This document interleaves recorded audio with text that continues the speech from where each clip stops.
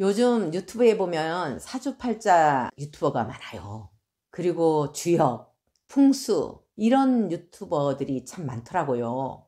이 사주팔자를 우리 불자들은 어떤 눈으로 봐야 될지, 어떤 마음으로 봐야 될지를 말씀드려 보겠습니다. 부처님께서는 사주팔자를 어떻게 보실까요? 부처님 가르침은 무상이에요. 변한다. 정해진 게 없다는 거예요. 언제든지 변할 수 있다는 거예요. 사주라는 것은 사람이 태어난 연, 월, 일시를 가지고 팔자가 정해진다는 그런 이론이에요. 그러면은 쌍둥이면은 똑같은 사주를 타고날 거 아니겠어요? 전에 어떤 사례를 봤는데요. 쌍둥이인데 한 사람은 미국으로 입양됐고 한 사람은 한국에 남았어요. 한국에 남은 사람하고 미국에 입양된 사람하고 둘이 40년이 지나서 만났어요. 동생은 무당이 돼 있었고 언니는 교수가 돼 있어요. 만약에 사주팔자가 정해진 거라면 이런 일이 있을 수가 없잖아요. 같은 날, 같은 시간에 태어났는데 5분 차이로 태어났다 하더라도 사주팔자의 이런 연월일시를 보면은 거의 같은 시간으로 보거든요. 그래서 사주팔자는 사람의 운명에 크게 좌우되는 거 아닌 걸로 보여요. 오랫동안 사주팔자를 연구한 사람들의 공통적인 의견은 사주보다 관상이 앞서고 관상보다 더 앞서는 게 심상이라고 했어요. 마음 심자. 마음을 어떻게 쓰는가에 따라서 사주팔자는 얼마든지 바꿀 수 있다는 거예요. 제 가까운 보살이 있는데 이 보살님은 주역 사주 공부를 많이 했어요. 본인은 59이 되면은 죽을 거래요. 그렇게 생각하고 살았어요. 지금 65세예요. 저보다 더 건강해요. 바꿨어요, 사주팔자를.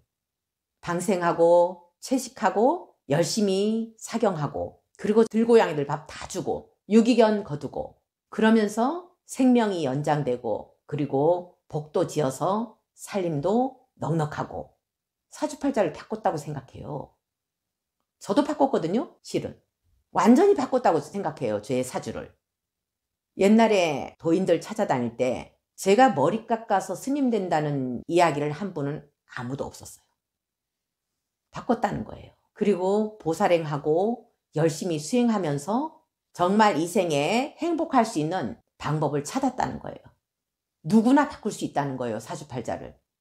그럼 사주팔자 안 믿어도 된다는 거예요. 며칠 전에 어느 보살님이 전화가 왔어요. 너무 기뻐서 눈물을 흘리면서 전화가 왔더라고요. 지금 60 다 되는데 평생 월세로 살았대요. 돈이 들어오면 나가기 바빴대요. 그러던 것이 작년, 재작년부터 갑자기 보이더래요. 이제는 나가지 않고 모이는 것을 느낌으로 알겠대요. 그러면서 집 샀대요, 아파트를. 너무 기뻐서 울더라고요. 본인들 사주팔자를 바꾼 거예요. 어떻게 하면 바꿀 수 있는지. 바로 마음을 바꾸는 거. 우리는 지금까지 나에 대해서 집착하는 마음으로 살았어요. 모든 게 나를 향해 있었어요.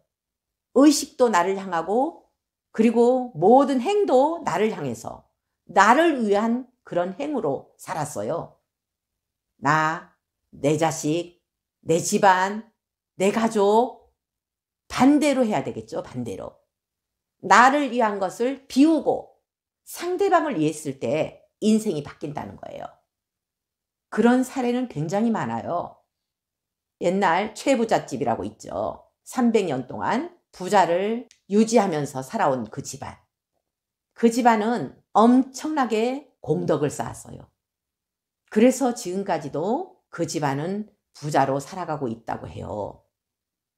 요즘 젊은이들 보니까 비트코인에 빠지고 주식에 빠지고 도박에 빠지고 왜 그런 데 빠지겠어요? 팔자 바꿔보려고. 평생 이렇게 살 바에는 삶의 의미가 없다. 한 방에 팔자를 바꿔보자. 이런 마음으로 덤벼드는 거예요. 결과는 어때요? 다 망하죠. 욕심에 의해서 덤벼들었기 때문에 집착에 의해서 덤벼들었기 때문에 결과는 처참한 거예요. 뻔난 거잖아요, 결과가. 근데도 거기에 매달려서 헤어나지를 못하는 젊은이들이 많아요. 지은 대로 온다는 게 바로 인과의 법칙이에요. 내가 뿌린 대로 복을 지은 만큼 오는 거지, 짓지 않은 복이 어떻게 하늘에서 어느 순간에 떨어지겠어요? 근데도 어리석게 매달리는 거예요. 집착하는 부분에 따라서 고통이 온다는 거는 정해진 이치예요. 물은 높은 데서 낮은 데로 흘러요. 이게 물의 순환 이치예요. 근데 팔자를 바꾸려면은 거슬러 올라가야 돼요. 낮은 데서 높은 데로 가야 돼요. 그럼 얼마나 힘들겠어요? 고통이 없이 어떻게 복이 오겠어요? 팔자를 바꾸는 사람들의 특징이 바로 고통을 통해서 팔자를 바꾸는 거예요. 우리는 누구나 팔자를 바꿀 수 있어요. 쉽게 바꿀 수 있는 것은 없습니다. 수행을 해서, 보살행을 통해서, 기도를 통해서 팔자 바꾸는 경우 굉장히 많아요. 요즘 여기 오는 불자들 보면은 얼굴 색깔부터 달라요. 관상부터 달라졌어요. 집안이 너무 좋아졌대요. 얼굴이 환하게 피어 있어요. 오늘 온 분도 인사하러 왔는데 너무 감사하다고 왔어요. 남편도 변하고 본인도 변하고 집안이 변했습니다. 너무 감사드려요. 이분들은 채식은 기본적으로 하고 있고요. 방생도 기본적으로 하고 있는 거예요. 그러면서 팔자가 바뀌는 거예요. 집안도 달라지고 노력 없이 되는 게 하나도 없잖아요. 지금까지 맛있게 먹었던, 집착했던 그 입맛, 힘들게 채식을 통해서 팔자를 바꿔나가고 있는 거고요.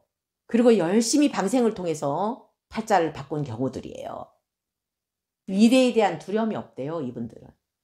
지금까지는 평생을 미래에 대한 두려움으로 살았대요. 나이 들면 어떻게 살까?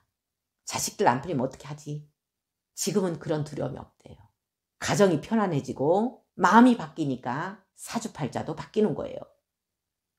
그 월세에서 집을 사셨다는 그 부분은 실제로 어떤 행을 하고 그렇게 생활이 다시 바뀌었을까요? 그 집은 아들이 자폐예요. 그것도 중증 자폐. 여기에 왔을 때 폭력적이고 온몸에 아토피였어요. 온몸이.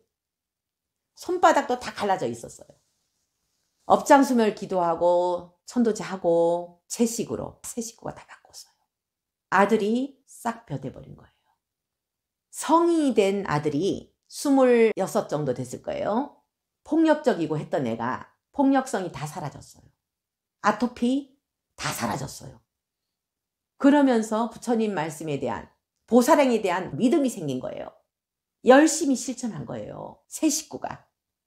그러면서 매달 들어오던 정해진 그 월급이 모인 적도 없었는데 모이기 시작하는 거예요. 그리고 이번에 아파트를 샀다고 이야기를 하는 거예요. 아파트도 좀 비싸더라고요. 그리고 성인이 된 중증 자폐아가 폭력성이 사라졌다는 거는 있을 수가 없는 일이래요. 복지관에서. 정말 울더라고요, 보살님이. 고맙다고. 먹었던 습을 완전히 버리고 집착했던 부분을 비우기 시작한 거예요. 월급은 똑같이 들어오는데 한 3, 4년 됐을 거예요, 여기 온 지가. 어느 날부터 딱 눈에 보이기 시작하더래요. 아, 이거 복이 왔구나. 참 감사할 일이죠. 결국은 실천해야 되겠죠. 사격하는 것도 이 경전을 이해해서 내가 실천하려고 사격하는 거예요. 그리고 집중하는 시간이 길어지면은 업을 멈추게 돼요. 업을 멈추는 시간이 길어지면 지금까지 했던 습이 사라져요. 습관적으로 집착했던 부분이 비워져요. 그러면서 이렇게 사주팔자가 바뀌고 집안이 변하게 돼 있다는 거예요. 근데 우리는 이제까지 항상 기도를 해라, 관음기도 해라, 지장기도 해라 말만 하지 어떤 마음으로 해야 되는지는 가르쳐준 적이 별로 없잖아요. 모든 행은 보살행의 주파수를 맞춰야 됩니다. 그래야 이렇게 사주팔자를 바꿀 수 있고 이 생에 행복한 가정생활을 누릴 수 있습니다.